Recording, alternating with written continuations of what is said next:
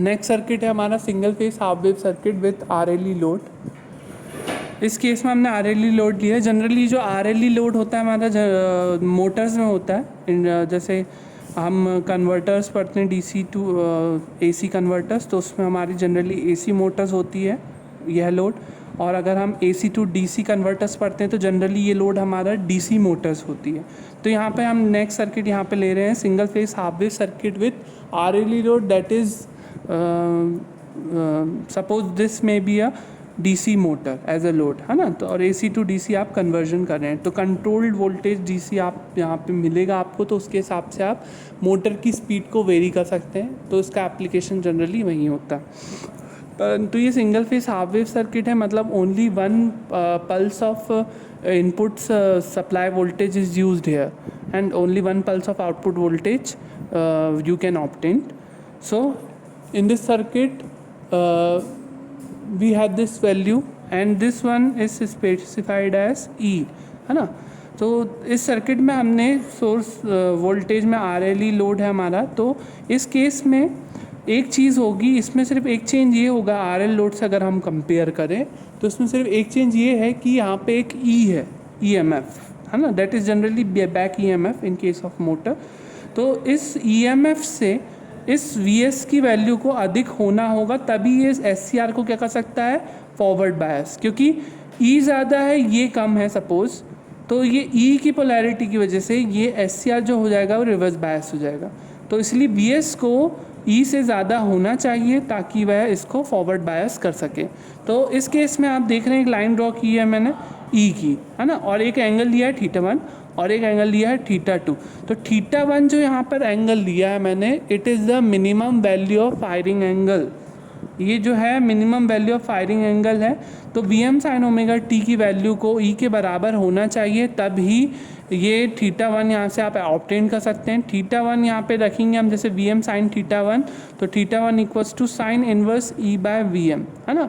तो alpha generally less than θ1 होगा तो E ग्रेटर देन Vs हो जाएगा और SCR जो हमारा है वो रिवर्स बायस हो जाएगा। तो this condition should not be happen if you want to turn on the SCR। So इस केस में इस पॉइंट के बाद ही आप इसको ट्रिगर कर सकते हैं। तो इस पॉइंट के बाद ही हम इसको ट्रिगर कर सकते हैं, मतलब इससे ज़्यादा हमें एंगल लेना होगा। तो अल्फ़ा हमने जनरली ये पॉइंट पे लिया है। इस पॉइंट पे हम क्या करेंगे, गेट करंट देंगे और इसके अनुसार हमें आउटपुट वोल्टेज और आउटपुट करंट की वैल्यूज़ दिखेंगी। अब जैसे कि इस θ1 की वैल्यू अगर हम निकालना है तो कैसे निकालेंगे, Vm sin ओमेगा t की जगह हम θ1 रखेंगे इक्वल्स टू E। θ1 की मिनिमम इतनी वैल्यू होना चाहिए for turn on the SCR।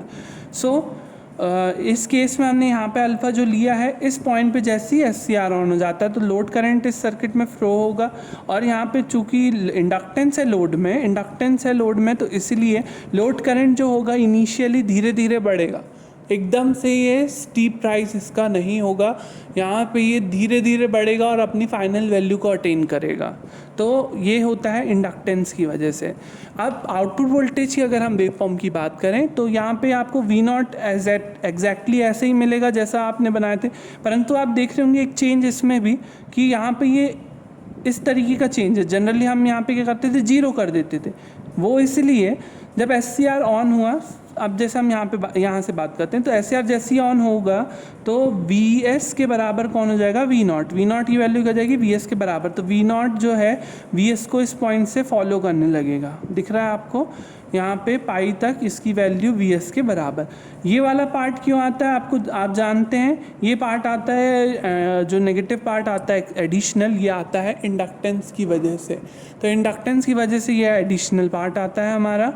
तो यहाँ पे इस पॉइंट के बाद जैसे इंडक्टेंस एनर्जी भी ख़त्म हो जाएगी, ये क्यों होता है, कैसे होता है, ये हम प्रीवियसली डिस्कस कर चुके हैं, आप पहले की वीडियोज़ में देख सकते हैं। तो इस पॉइंट के बाद जैसे ही SCR रिवर्स बायस होता है, SCR के रिवर्स बायस होने से जो V0 की वैल्यू है वो किसके बराबर हो जाएगी, E के बराबर। क्यों, क्योंकि ये ओपन सर्किटेड हो जाएगा, ना आर के क्रॉस ड्रॉप, ना एल के क्रॉस ड्रॉप और ना वी एस इससे कनेक्टेड है। तो वी नॉट की वैल्यू जनरली जो वैल्यू होगी वो ई के बराबर ही होगी। तो वी नॉट की वैल्यू जनरली रिवर्स बायस के दौरान, मतलब रिवर्स बायस के दौरान मतलब इस पॉइंट से लेकर इस पॉइंट तक, जब तक कि एस सी आर दोबारा से टर्न ऑन नहीं हो जाता तब तक इसकी वैल्यू जो है वी नॉट की वो ई के बराबर हो जाएगी। ठीक है, ई के बराबर ही रहेगी। फिर इसके बाद इस प्रकार से, फिर इस पॉइंट के बाद फिर ई के बराबर, तो ये आपको आगे का पार्ट यहाँ पे दिख रहा है। तो इस प्रकार से वेव फॉर्म आएंगी। ठीक है, अब इस केस में maximum value of firing angle भी होगा। ये थीटा 2 जो है वो maximum value of firing angle है। तो थीटा 2 की वैल्यू क्या होगी, पाई माइनस थीटा 1। थीटा 2 अगर हमें निकालना है, इतना एंगल है थीटा 2, ये पूरा है पाई, तो पाई में से कितना माइनस कर दें हम, माइनस थीटा 1। तो pi minus theta 1, suppose theta 1 जैसे 30 डिग्री है ना, पाई है आपका 180, तो 180 माइनस 30 इज इक्वल्स टू क्या होगा, फिर 150 है ना। तो 150 आपका maximum value of firing angle हो जाएगा। तो maximum value of firing angle आप इस प्रकार से निकाल सकते हैं। अब हमें लोड करंट के एक्सप्रेशन की वैल्यू, अगर हमें लोड करंट की वैल्यू को हर इंस्टेंट पे, अगर किसी भी इंस्टेंट पर अगर हमें निकालना है तो उसे निकालने के लिए हम अब एक्सप्रेशन डिराइव करेंगे। जैसे हम टी ऑन रखते हैं, टी ऑन रखेंगे तो V M sine omega T is equals to क्या होगा, R I naught plus L D I naught by D T plus E. तो I naught equals to generally क्या होता है, steady state current plus transient current, है ना। तो यहाँ से इस केस में हम जब स्टेडी स्टेट निकालेंगे तो स्टेडी स्टेट करंट जो है वो दो चीज़ों की वजह से होगा, एक ईएमएफ ई की वजह से और एक होगा आपके आरएल सर्किट के थ्रू। तो आरएल सर्किट के थ्रू जो स्टेडी स्टेट करंट की वैल्यू होगी वो होगी B M by Z sine omega T minus 5, और steady state current due to because of EMF, और ये अपोजिट डायरेक्शन में होगा as compare to the direction of conventional direction of I naught. जिस आई नॉट का हमने जो original direction लिया है वो इस तरफ लिया है, लेकिन ई जो करंट फ्लो कराएगा वो इसके अपोजिट में होगा, इसलिए हम IS2 को लिखते हैं minus E by R. Generally minus यहाँ पे इस लोड करंट के करंट ई जो करंट जो ड्राइव करेगा लोड करंट के अपोजिट में डिराइव करेगा, तो उस कारण से हम इसको माइनस ई बाय आर लिखते हैं। ट्रांजिएंट करंट की वैल्यू आपको मालूम है कैसे निकालना है। ट्रांजिएंट करंट की वैल्यू ठीक इसी प्रकार से निकाल सकते हैं जैसा कि आपने RL के केस में निकाला था, 0 equals to R I T plus L D I T by D T के एक्सप्रेशन से। तो यहाँ से आपको आई टी की वैल्यू मिलेगी ए ई की power minus R L by T. तो यहाँ से हम आई नॉट को IS1 plus IS2 plus IT इस फॉर्म में लिख सकते हैं। आई नॉट की वैल्यू जो है वो यहाँ पर तीनों के प्लस करके लिखेंगे आप। अब boundary condition omega T equals to alpha पे टी इक्वल्स टू अल्फ़ा पे आई नॉट इक्वल्स टू 0 रख के जो आपने प्रीवियसली करे हो सॉल्व, वैसे इसको भी करना है।